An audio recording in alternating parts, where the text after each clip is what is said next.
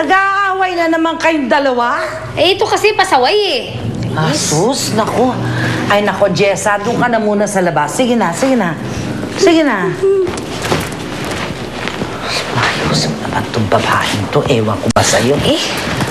Ay, naku. Yung sustento ba dumating na? Ha? Eh, kasi naniningil na yung kumari ko na pinagkakautangan natin. Eh, wala pa. Sa 1 linggo pa eh. Naman, tagal naman nun. Oh, well, eh kung magmodelo ka kaya ulit, o di may pera ka. Eh, kung ikaw na lang kaya magmodelo, ma. At bakit naman hindi? Maganda pa ako. Ha? Pwede pa ako magmodelo. Mga delusional ka talaga. Kung sa akin nga walang kumukuha, sa'yo pa, tuyot ka na. Che! Ah, Alam mo ba, ikaw ang may kasalanan ng lahat ng ito. Ako na naman. Of course, ikaw. Kung hindi mo ba naman sinugalat yung perang binigay sa'yo ng ama ni Jessa, eh di sana hindi tayo nagdudusa ngayon. Umakasa na lang tayo sa sustento, ah. Oh. Kasi ikaw, hindi ka nag-iisip, hindi mo ginagamit yung isip mo. Ma, ano ba?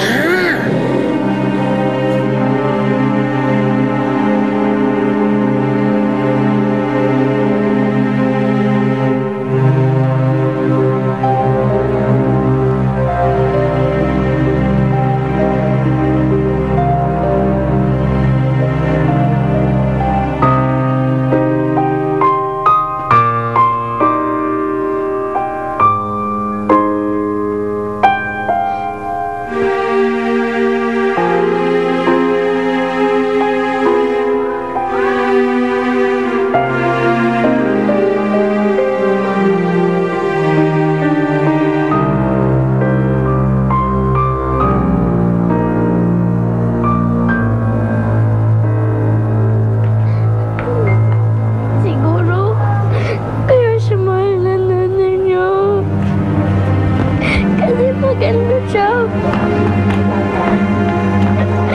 Pero bakit naman ako pangit?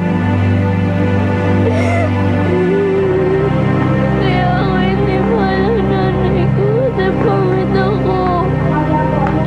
Kaya hindi niya ako minamahal.